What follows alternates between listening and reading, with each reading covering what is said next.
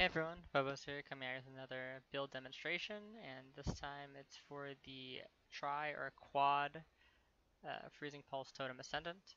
And we already made a video about this build, but we got some upgrades. So we have a 6-link soul mantle now, and we have all of our ascendancy points because RNGesus finally decided to stop screwing me with the trials.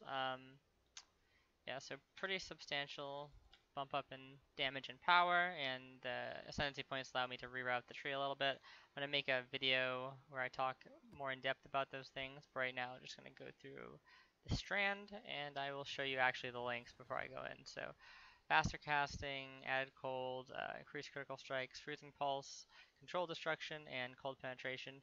You would actually drop cold pen as on the 5-link because with the added cold, you do more damage now. It was buffed quite substantially, and freeze pulse already scales really well with it since its damage effectiveness is very high. So yeah, as you can see, we're just gaining power charges by placing totems. And we have Arcane Surge on our movement skill, which is currently just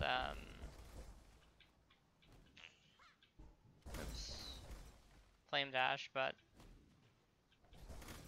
ideally we would probably be using one of the new shields, or not new shields, but shields now can have even better stats on them, so that's nice. So we'd probably use a shield and a scepter. You can use a shield and a dagger as well if you're missing out on a lot of juicy cast speed.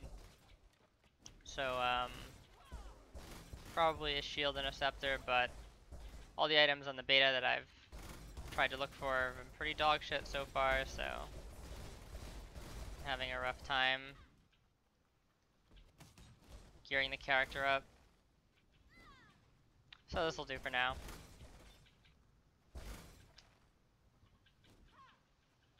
And we don't need Orb of Storms because we generate the power charges automatically.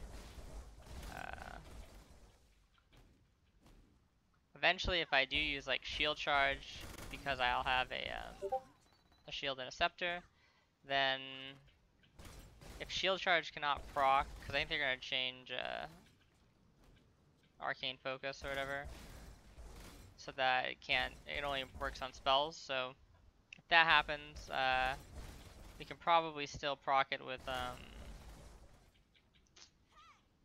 what is this, Frost Bomb, or maybe use the new movement skill that they showed today in like one of the new trailers. But to be honest, it looks kind of dog shit. So I don't know. We'll have to see like exactly how well it scales. I think that's going to be the key part. If it scales like really well, then it'll probably be good. It just has like an awkward charge up time, but obviously if it scales well enough, it doesn't really matter. So could also use lightning more. Might be trying that out more. So basically we just this down, put all the totems down here, and that's for Strand. That was with reduced crit damage taken. I don't think there were any other defensive mods, but yeah, so we killed them pretty quickly once we got all 4 totems down. And the lightning trap. Obviously it's less damage than the other versions because, well, not really less damage, but boss HP has gone up.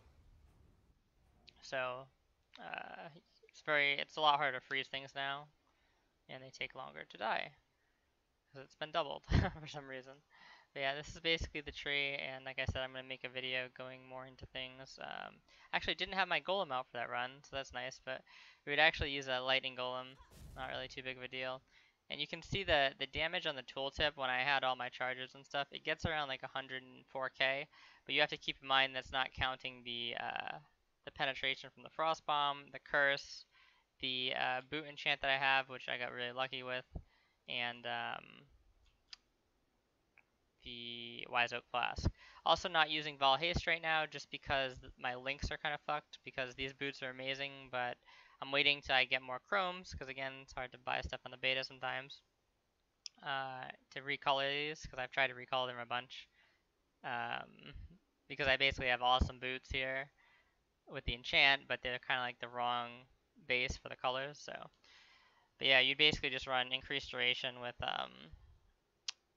Lightning Trap and Vol Haste in like a wand or something like that. And I removed Herald of Ice, and that's from the last version that you've seen in 2.6 because I just felt like the damage wasn't really worth it because you're using Mine of Matter as a defensive mechanic, and I just rather have the extra mana because you're not getting the actual benefit from the Herald of Ice. So you can still use it if you want. It's kind of personal preference. You can also get some reduction from the tree in terms of aura, some reduced aura cost or whatever, and that'll make that more manageable. But yeah, I'll pretty much go over everything else in the like with the really nitty gritty stuff in the actual guide video, but you can pretty much get the gist of what's going on here. So probably be a good time to end it. Thanks for watching, and if you liked the video and the content, just feel free to subscribe and click the like button, and see you guys next time.